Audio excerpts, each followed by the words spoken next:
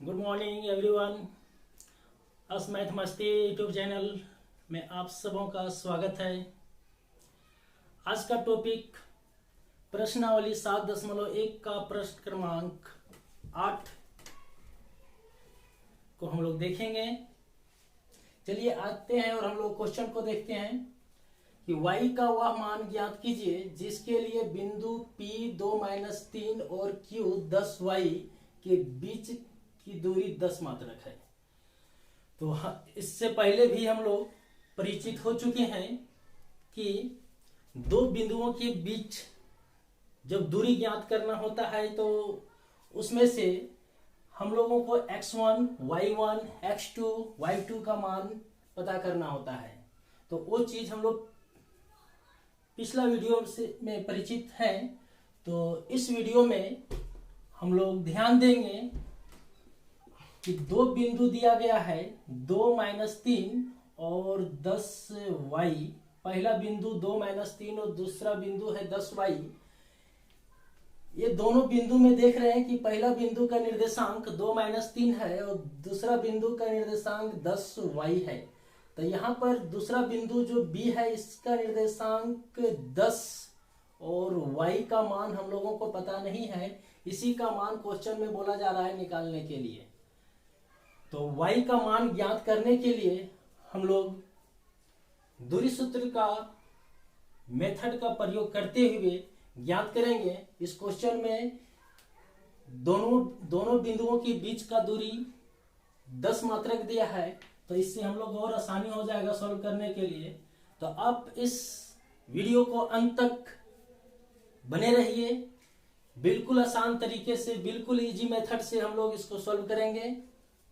चलिए हम लोग एक रेखा खींचते हैं और इस रेखा में से पहला बिंदु A और दूसरा बिंदु B लेते हैं। सॉरी, P और Q क्वेश्चन में दिया गया है बिंदु, पहला बिंदु P और दूसरा बिंदु Q। तो P का निर्देशांक 2-3 और Q का निर्देशांक 10y और ये P और Q के बीच की दूरी 10 मात्रक क्वेश्चन में दिया गया है। अब हम लोगों को पता चल चुका है कि इसमें से y का मान ज्ञात करना है। तो y का मान ज्ञात करने के लिए हम लोग पहला काम करेंगे, लिखेंगे PQ का मान दूरी है 10 मात्रक। तो हम लोग इसे नोट कर देंगे 10 मात्रक। इसके बाद दूरी सूत्र का प्रयोग करेंगे। तो P से Q की दूरी के लिए फॉर्मूला जो होगा वो हम लोग नोट कर लेंगे। पहले x2 माइनस x1 का whole square plus y2 minus y1 का होल स्क्वायर बराबर 10 मात्रक। अब यहाँ पर दोनों बिंदुओं से हम लोग पता करेंगे कि x2 का मान क्या होगा, x1 का मान क्या होगा, y2 का मान क्या होगा और y1 का मान क्या होगा। तो ध्यान से देखिए, बने रहिए इस वीडियो के अंत तक। तो हम लोग को पहले से पता चल चुका है जो पहला बिंदु होता है उसका निर्देशांक को x1 और y1 बोलते हैं। जो दूसरा बिंदु होता है उसके निर्देशांक को x2 और y2 बोलते हैं। ये चीज हम लोग पहले से भी परिचित हैं। तो यहाँ पर x2 का मान देख रहे हैं 10 है, तो नीचे हम लोग रूट का साइन देकर अंदर में लिखेंगे उसका 10। माइनस का चिन्ह है तो माइनस देंगे। x1 का मान 2 है तो यहाँ 2 देंगे। अब देख रहे हैं सूत्र में ब्रैकेट से बंद करके होल स्क्वायर है, तो यहाँ पर भी नीचे हम लोग होल स्क्वायर देंगे। राइट, प्लस का चिन्ह है तो प्लस चिन्ह देंगे। और y2 माइनस y1, तो y2 का मान यहाँ देख रहे हैं y है तो y देंगे। सूत्र में माइनस का चिन्ह है तो माइनस, और y1 का मान -3। ध्यान दीजिएगा इस पे, माइनस का चिन्ह सूत्र में भी है और y1 का भी मान माइनस है, तो यहाँ माइनस और माइनस मिलकर प्लस हो जाता है। इस चीज पर फोकस करेंगे ताकि आगे सॉल्यूशन सटीक बना हुआ रहे। उसके बाद 3 देकर ब्रैकेट से बंद करके होल स्क्वायर बराबर 10। अब यहाँ पर हम लोग देख रहे हैं कि बराबर की बाईं ओर रूट का साइन है।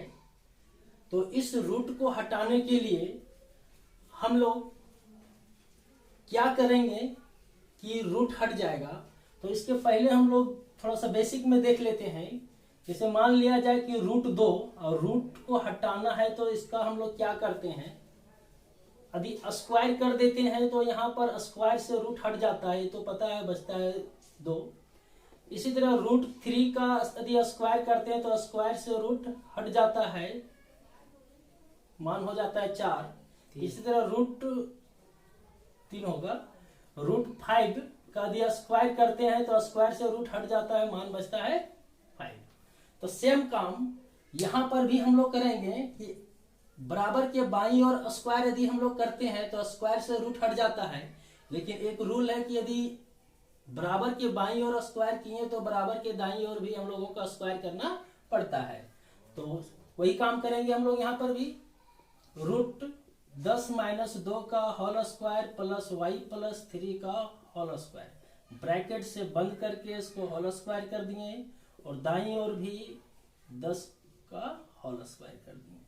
अब बराबर के बाईं ओर क्या देख रहे हैं कि स्क्वायर से रूट क्या होगा, हट जाएगा।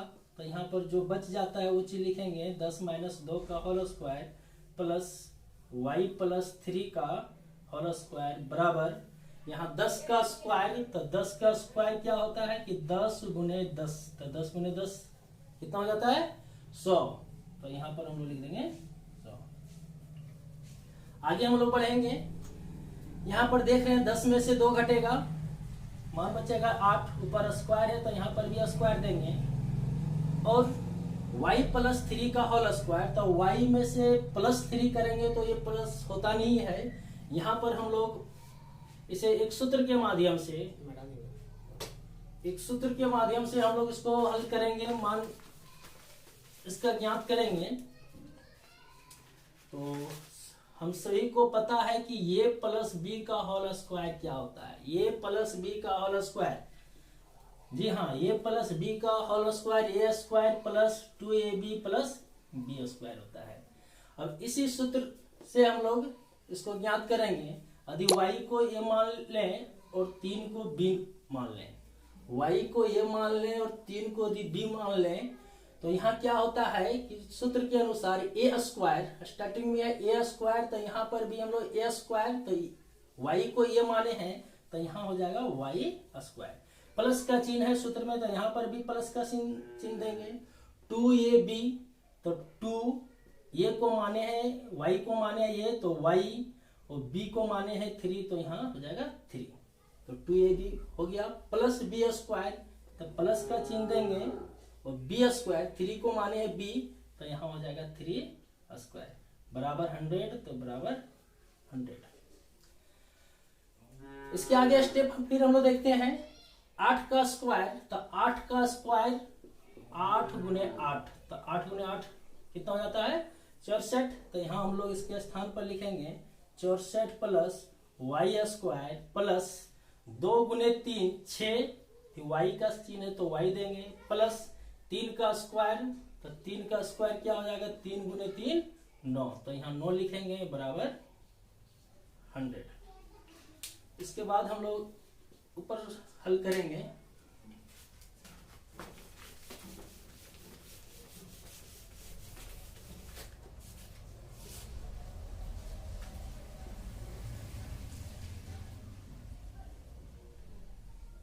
जिसका घात अधिक है वो चीज पहले हम लोग लिखते हैं। जैसे वाई स्क्वायर, तो वाई स्क्वायर लिख दिए प्लस हो गया 6y, तो 6y। अब यहाँ देख रहे हैं 64 और प्लस 9, 64 और 9 को यदि जोड़ते हैं तो मान आ जाता है 73 बराबर 100। यदि 100 को यदि हम लोग बराबर के बाईं ओर लाते हैं तो इसका चिन्ह में परिवर्तन हो जाएगा। तो चिन्ह में परिवर्तन क्या होता है वो देखेंगे। 6y प्लस 73 है, यहाँ पर कोई तरह का चिन्ह नहीं है, मतलब प्लस है, बराबर का इधर आएगा तो वो माइनस हो जाएगा बराबर 0। अब 73 में से 100 घटेगा, 73 में से 100 घटेगा तो उल्टा हम लोग माइनस करेंगे और लिखेंगे 27 बराबर 0। अब यहाँ देख रहे हैं कि ये द्विघात समीकरण के रूप में आ गया, Y square plus 6y minus 27। द्विघात समीकरण को सॉल्व करने का रूल हम लोग देख लेते हैं कि द्विघात समीकरण को हम लोग किस प्रकार सॉल्व करते हैं।